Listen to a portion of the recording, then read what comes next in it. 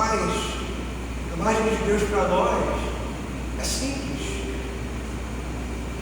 Simplesmente porque quando Jesus entra no barco, uma nova estação começa. Isso é para quem crê. Há uma nova estação disponível para a minha vida e para a tua vida a partir dessa noite.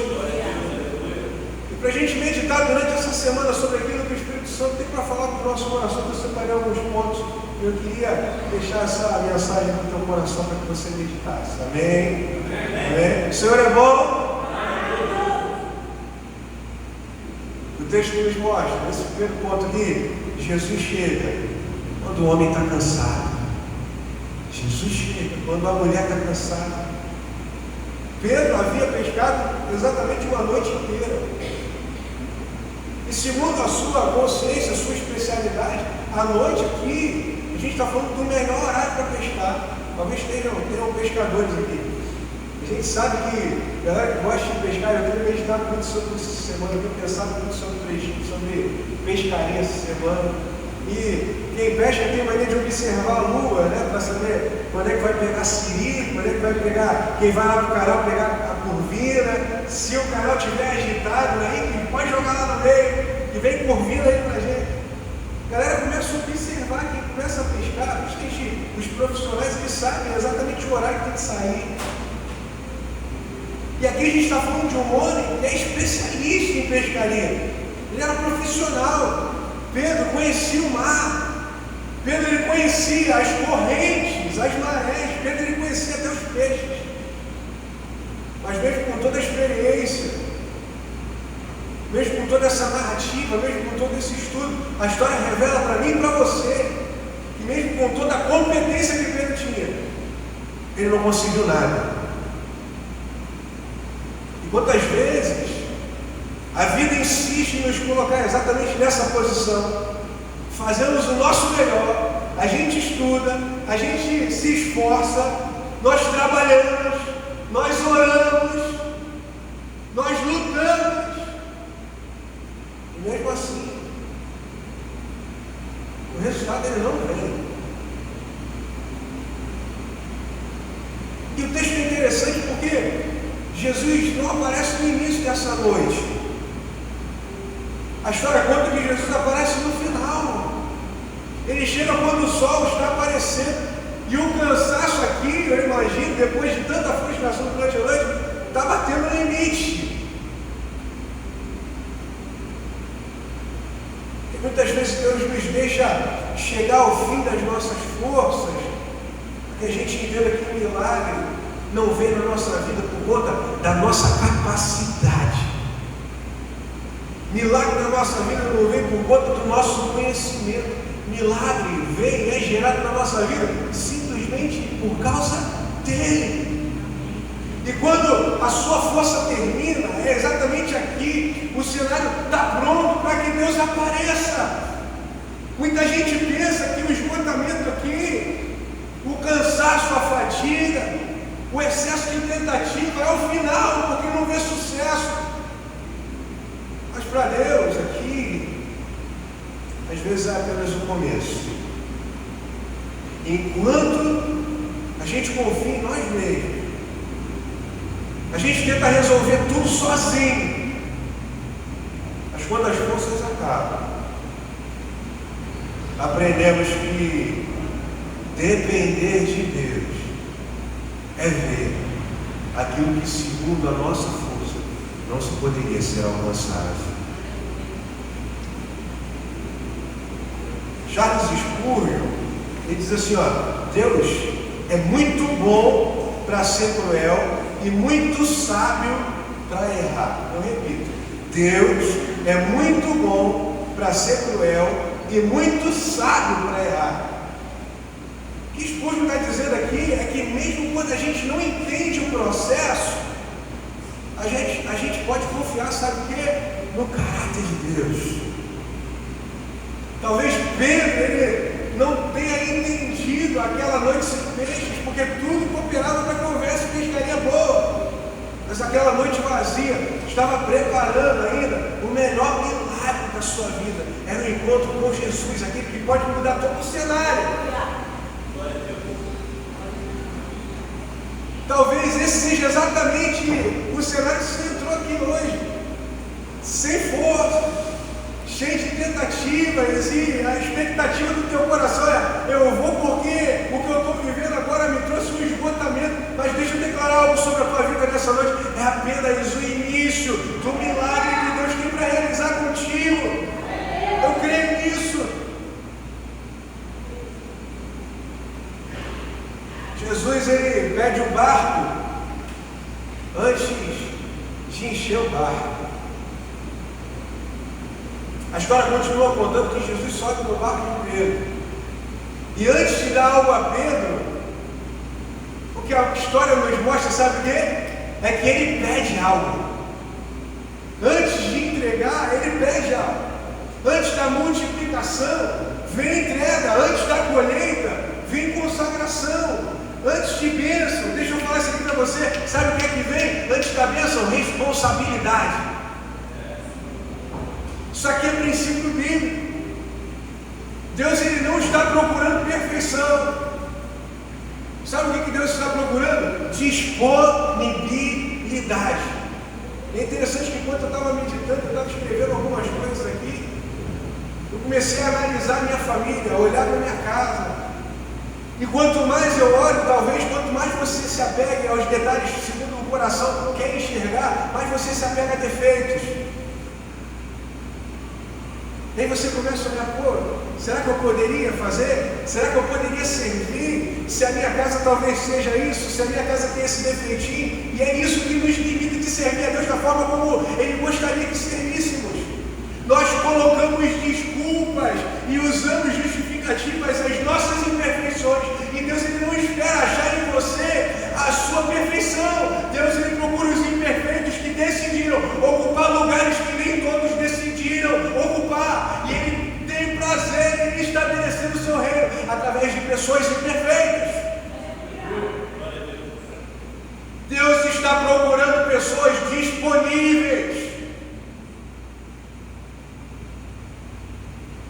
O barco aqui, nessa história, era apenas um instrumento de trabalho de Pedro. Era apenas, para a gente que é homem, para você que é mulher que trabalha, que sustenta a tua casa, é apenas a sua fonte de renda. Era segurança. E sabe o que Jesus diz? Eu posso usar? Posso usar? Pedro poderia ter dito não. Mas a resposta de Pedro muda toda a sua vida. Ele diz um sim. E aquele sim ali muda não só a sua história, mas muda a história de todos aqueles que estavam com ele. O que você entrega a Jesus, escuta isso aqui, meu irmão, nunca volta do mesmo jeito. Independente das suas imperfeições, independente dos seus defeitos, um coração entregue a Ele nunca volta do mesmo jeito. Quando a gente entrega o nosso tempo, quando a gente entrega o nosso coração, Jesus transforma. Quando a gente entrega a nossa casa, sabe o que é isso? Jesus transforma, e não é do nosso jeito, não é do nosso tempo, é do tempo de Deus.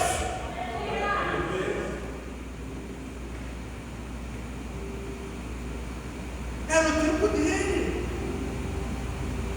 Porque a certeza que carregamos é que tudo que passa pelas mãos de Cristo recebe um novo propósito. E há um novo propósito para o teu coração nessa noite. Há um novo propósito para a tua casa nessa noite. Há um novo propósito para o teu trabalho nessa noite, meu irmão. Há uma nova história escrita por Deus para você aqui.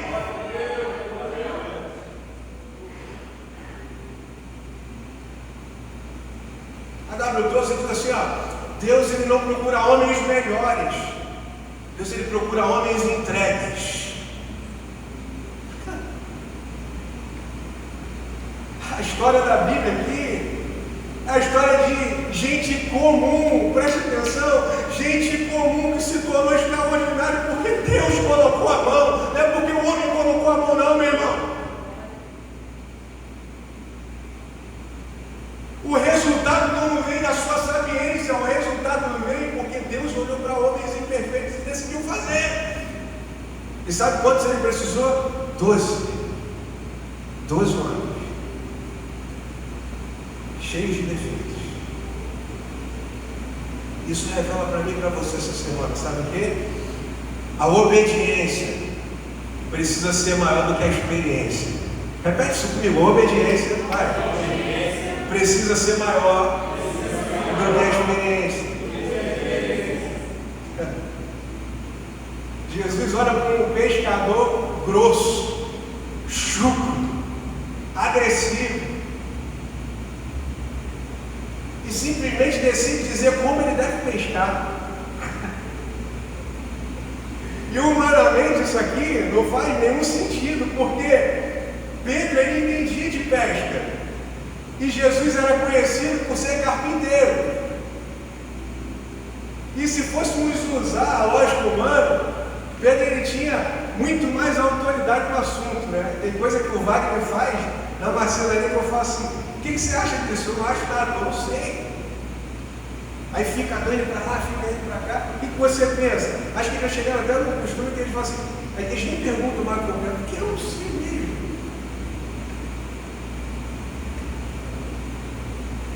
Mas no reino de Deus, ele não funciona pela lógica humana.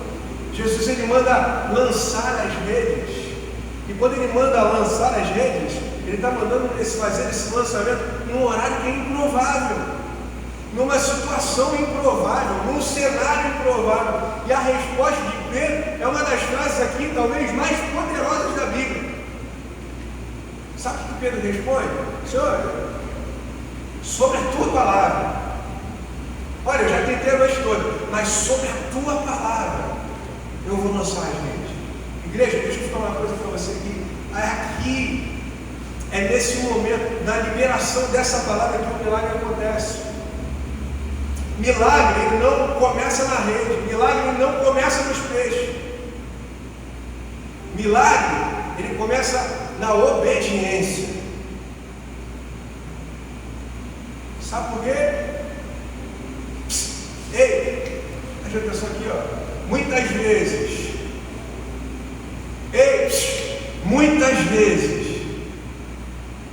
sabemos demais para obedecer. Pega isso aqui. Muitas vezes a gente sabe demais. E a nossa experiência, o nosso orgulho, o nosso passado, ele nos atrapalha. E vem a história para a gente e nos mostra que o reino de Deus é feito de gente que consegue dizer: Senhor, eu não entendo a tua palavra, mas mesmo assim eu escolho obedecer. Glória a Deus. Vou falar uma coisa para você, meu irmão: a experiência mostra aquilo que é possível ao homem. A obediência revela o que é possível para Deus. Deixa eu repetir para você: a experiência mostra o que é possível ao homem, a obediência revela o que é possível para Deus. E possível para Deus no meio do teu impossível, no mundo de impossibilidade. O possível de Deus está nesse lugar essa noite. Pedro já tinha esgotado todos os seus recursos. A experiência dele, sabe o que é que produz? Redes vazias.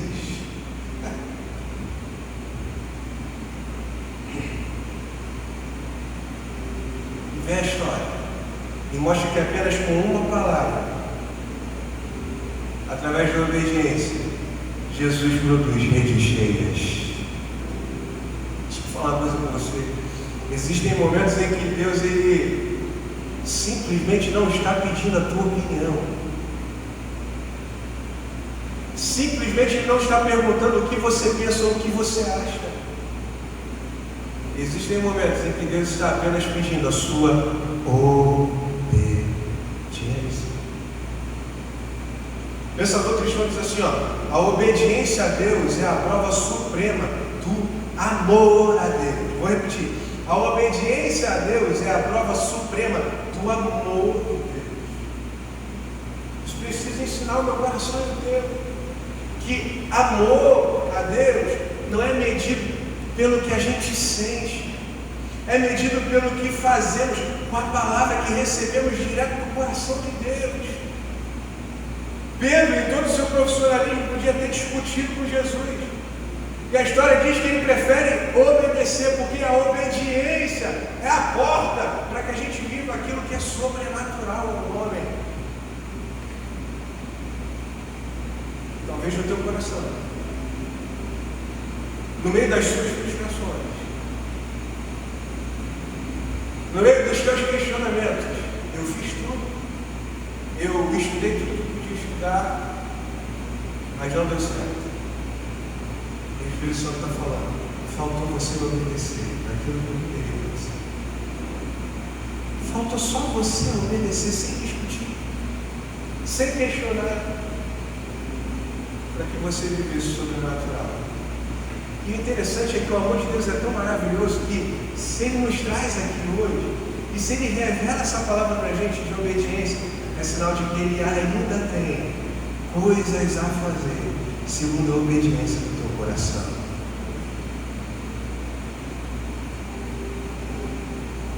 O milagre que Deus faz em você, é interessante que a história nos conta que sempre vai afetar outras pessoas. Talvez seja uma das frases que eu mais repito aqui, ninguém nasceu para ser represa.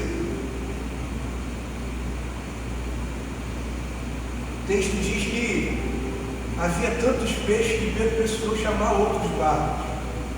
Isso aqui é maravilhoso, porque o milagre de Deus, ele nunca tem apenas um destinatário. Milagre de Deus nunca é só para uma pessoa. Quando Deus abençoa Abraão, na verdade Ele está alcançando as nações. Quando Deus levanta José, Ele está preservando o povo. Quando Deus salva Paulo, sabe o que Ele está fazendo? Ele está assegurando a continuidade da igreja. Quando Deus toca uma vida,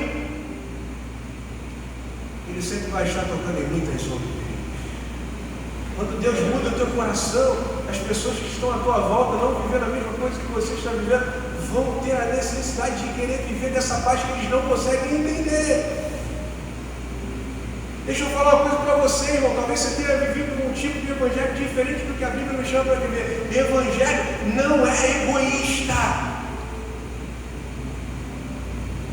Deus, ele não nos abençoa apenas para que a gente desfrute do que Ele nos abençoou.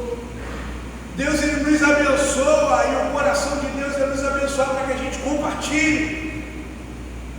Quando Deus coloca algo em suas mãos, Ele vai colocar, eu creio nisso, Ele também está pensando em quem será alcançado através de você.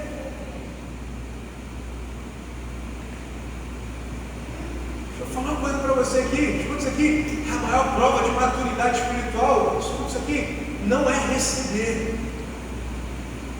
É entender que o que recebemos precisa fluir. Sabe por que o nome do mar morto é mar morto? Porque ele recebe águas e não distribui. Por isso que é morto. O povo de Deus, por isso aqui, foi chamado para ser canal. Canal. Jerry Moody diz assim, a vida cristã não consiste em quanto recebemos, mas o quanto entregamos. A bênção, meu irmão, que a gente recebe não é para que ela termine em nós. A bênção é para passar, é para dar continuidade, alcançar outras vidas. Isso está acontecendo aqui. A bênção vem sobre a vida de Pedro, e Pedro chama os seus amigos, e as redes dos amigos também se enchem.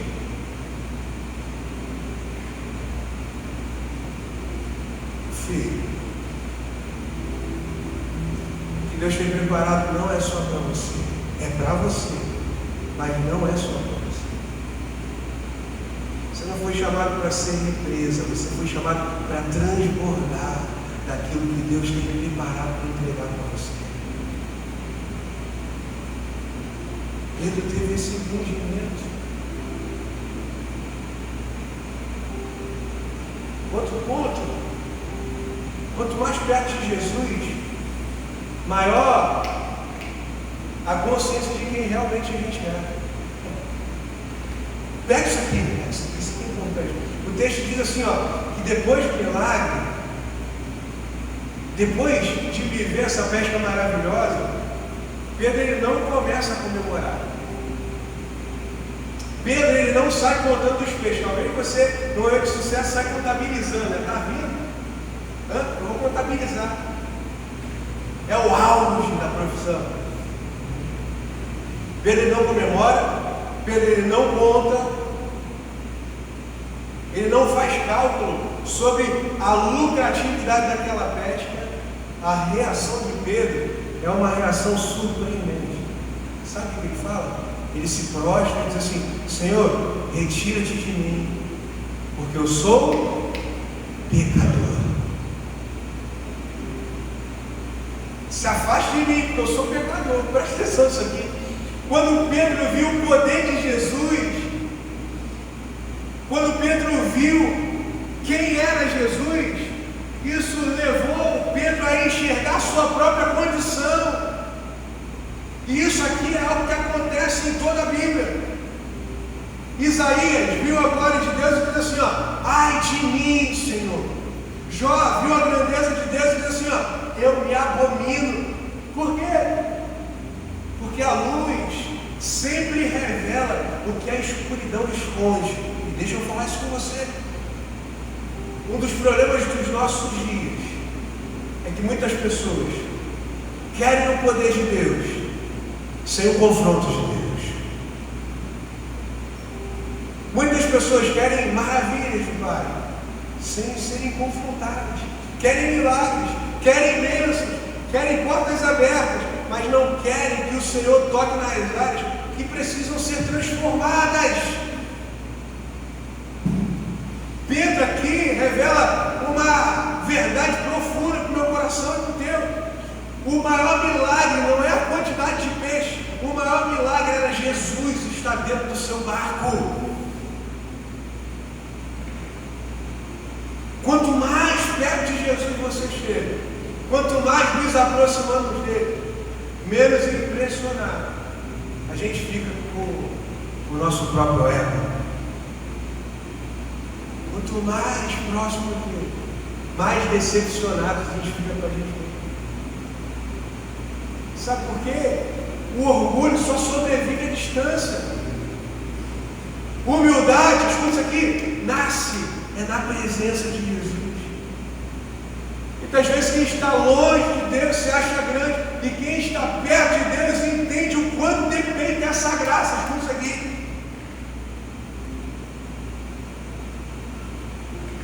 Você entende quando eu falei de imperfeições? Se eu olhar para mim, para quem eu era e para as falhas que eu ainda tenho, que é isso, pastor? Não sou perfeito. Quer conhecer minhas imperfeições? Pergunte minha esposa. Quer conhecer, não é assim? Quer conhecer as imperfeições do homem? Pergunte à esposa. Quer conhecer as imperfeições da mulher? Pergunte aos filhos, porque se o marido falar, sabe que tem guerra.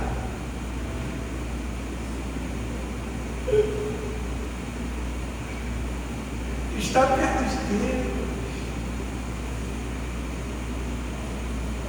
Quando Ele entra na nossa vida, a culpa se vai. E Deus, Ele produz, sabe o que? Rendição. Não é um coração cheio de teorias, cheio de dons. É um coração que enxerga quem realmente é e se coloca diante das mãos de Deus. John Stott diz assim, no pé da cruz, escuta isso aqui, no pé da cruz, todos, ele não fala pastor, ele não fala ovelha, ele não fala diabo, ele fala assim, todos estamos no mesmo nível. Nos pés da cruz, todos estamos no mesmo nível. Olhar para as nossas imperfeições é enxergar e aprender a amar também os demais que são imperfeitos. É saber que a gente está na mesma conta. Não existe super crente, escuta isso aqui, não existe super crente. Não existem pessoas que merecem mais graça. Todos nós chegamos a Jesus pela misericórdia. Repete comigo, misericórdia. Pedro está aprendendo que no reino de Deus não é sobre meritocracia, é sobre graça. E toda nova estação começa quando a gente para de confiar em nós mesmos e a gente passa a confiar em Cristo. Agora deixa eu falar uma coisa para você. Jesus, Ele não define você pelo seu passado. Jesus, Ele define você, sabe pelo quê? Pelo que Ele te chamou para fazer. Pedro diz assim, eu sou pecador. Jesus responde, sabe o quê? Ei Pedro, pecador, não temas. Eu sou pecador. Aí vem Jesus e fala assim, não temas. Perceba a diferença aqui. Pedro está olhando para quem ele era. Jesus está olhando, sabe para quem? Para quem ele vai se tornar ainda. Pedro enxerga os seus erros. Jesus enxerga, sabe o quê? O seu destino. Escuta isso aqui. Pedro enxerga a sua fraqueza e Jesus sabe o que é que enxerga? O seu chamado. Talvez você tenha entrado olhando exatamente para isso, para os seus erros, para aquilo que define você segundo a sua ótica, para o seu destino, para a sua fraqueza. E Deus está olhando somente por aquilo que Ele chamou você. E é assim que Deus age. O inferno tenta nos prender ao que vivemos, ao que passou, e Deus convida você, sabe para quê? Para o teu futuro junto com Ele, um futuro de governo, um futuro de rendição, onde Ele vai tomar o controle da tua vida e vai fazer você viver aquilo que você tem para viver. Deixa eu declarar algo sobre você da parte do céu. Toda a palavra de Deus lançada sobre a tua vida certamente vai se cumprir pelo nome de Jesus. O diabo diz assim, olha para o que você fez, olha para o que você foi, e Jesus está dizendo, olha para o que eu estou te dizendo para você olhar, olha para o teu futuro, você tem chamado, você tem vida, você foi convidado a ser filho. Olha para o que eu posso fazer através de você, Pedro. Oração não ignora o pecado. Contrário, escuta isso aqui. A graça, ela tem prazer, sabe o quê? Em transformar o pecador. Pedro, ele não terminaria a sua história como pecador ou pescador da Galileia. A história diz que Pedro se tornaria um dos maiores líderes da igreja primitiva, segundo o livro de Atos dos Apóstolos. Simplesmente porque quando Jesus entra no barco, Ele também tem prazer em reescrever o seu futuro. Deus, Ele não consulta o seu passado para decidir o seu futuro. Deixa eu repetir isso para você. Deus, Ele não consulta o seu passado para definir o seu futuro. Se Ele consultasse o passado, Moisés não lideraria, Davi não seria rei, Paulo não seria apóstolo, Pedro não seria Pedro. Simplesmente porque a graça de Cristo tem poder de escrever novos capítulos na nossa vida. C.S. Lewis diz assim, você não pode voltar e mudar o começo, mas pode começar agora e mudar o final. Talvez a situação que você esteja vivendo, você não pode voltar, você não pode mudar, mas há um chamado da parte de Deus para que a gente tome a atitude que precisa ser tomada hoje para mudar o final da gente. Isso aqui é uma verdade que é poderosíssima. Pedro, ele não podia apagar os seus erros, mas Pedro entendeu que ele podia obedecer a partir daquele dia. E o obedecer naquele dia mudaria a sua história. Deixa eu falar uma coisa para você. Na nova estação, exige que algo fique para trás. Toda nova estação exige que algo fique para trás. O texto termina dizendo assim, e levando os barcos para a terra, deixaram tudo. Repete comigo, tudo. Vai com força, vai. Tudo. E o seguia. E aqui, talvez esse aqui seja o ponto mais difícil do discipulado. Seguir Jesus não é apenas receber algo novo. Seguir Jesus não é apenas receber essa bênção que você está ansiosa ou ansioso para receber. Seguir a Jesus é também deixar algo velho para trás.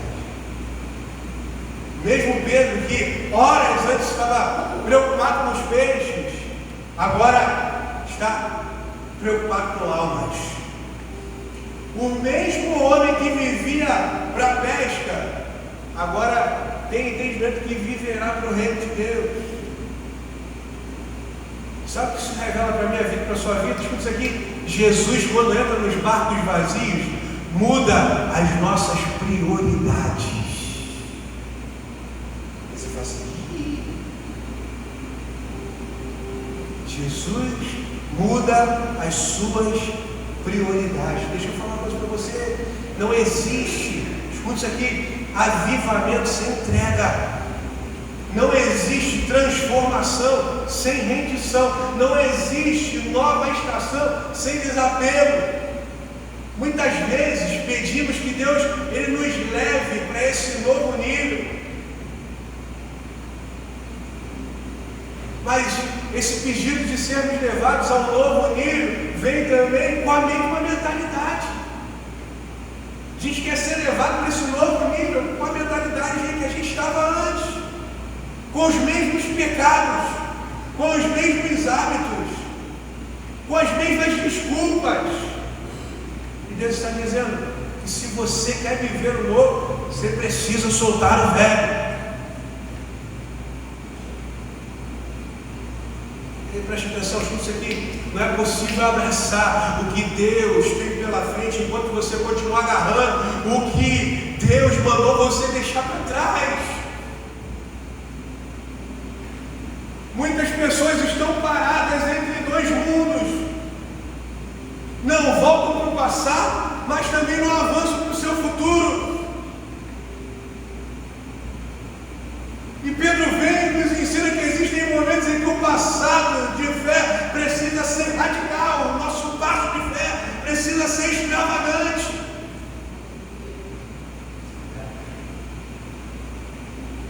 Ou a gente faz agora, ou a gente continua vivendo essa mesma vida. Ou a gente toma atitude agora, ou a gente continua vivendo o mesmo cenário. O pensador cristão diz assim para a gente assim, o problema não é que a igreja tenha muitos cristãos radicais, mas que tenha poucos.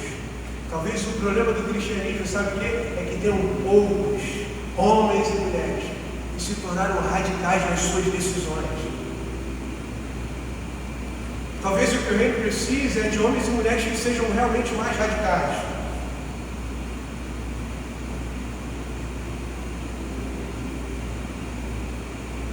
E Deus ele tem prazer em mudar histórias através de pessoas totalmente entregues. Deixa eu falar uma coisa para você aqui.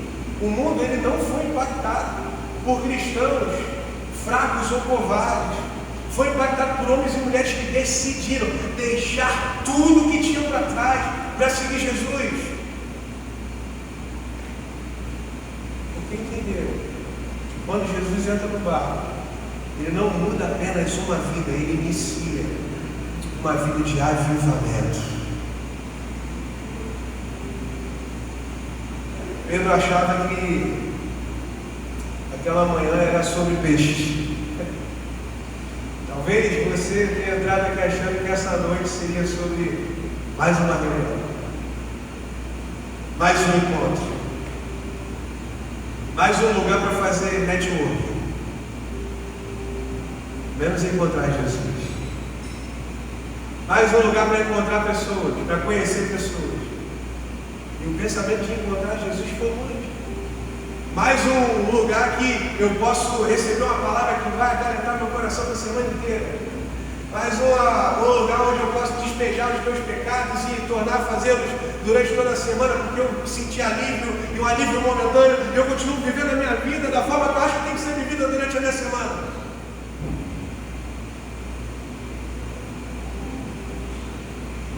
talvez você tenha entrado aqui exatamente como Pedro, pensando nos peixes. Mas não era. Era sobre propósito.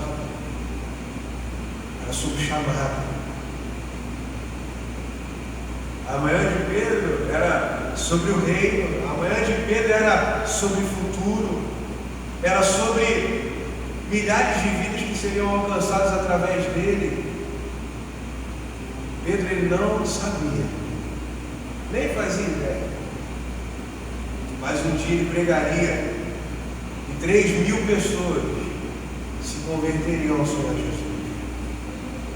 Pedro, ele não sabia que a sua sombra curaria enfermos. Pedro, ele não sabia que Deus usaria poderosamente. E tudo começou apenas com um encontro.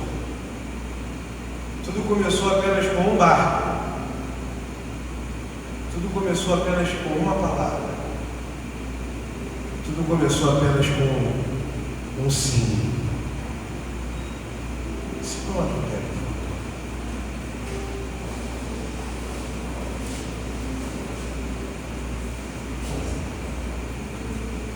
Tudo começou apenas com um sim.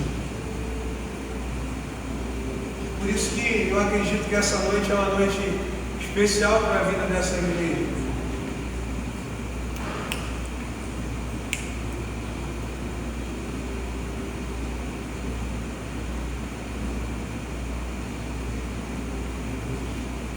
Eu acredito que essa noite é exatamente como foi a manhã de Pedro. Simplesmente porque, se você me perguntar, e tem perguntas que eu vou saber responder, mas tem perguntas que eu não sei responder. Existem perguntas que eu não vou saber te dizer. Eu não sei o que Deus fará a partir desse novo tempo, mas eu sei que há um novo tempo sobre a nossa vida nesse lugar. Aleluia. Dani acabou de falar que Deus faz exatamente um ano que a gente está aqui. Um ano hoje. Um ano. Que loucura, né? Um ano que a gente está aqui. A gente não sabe quantas famílias serão restauradas nesse lugar. Se você me perguntar, eu não sei. Não sabemos quantos viciados serão libertos aqui nesse lugar. Não sabemos quantos casamentos serão curados nesse lugar. Eu não sei. Não sabemos quantas almas serão salvas nesse lugar. Mas eu sei de uma coisa, que se Jesus estiver no barco, o futuro será muito maior do que o nosso presente.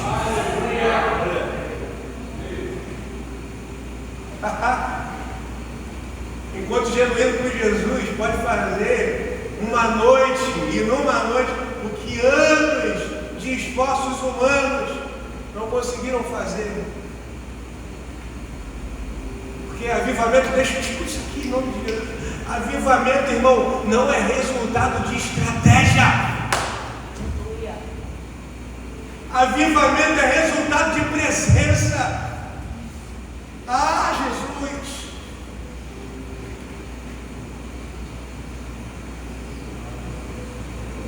Ah, Jesus!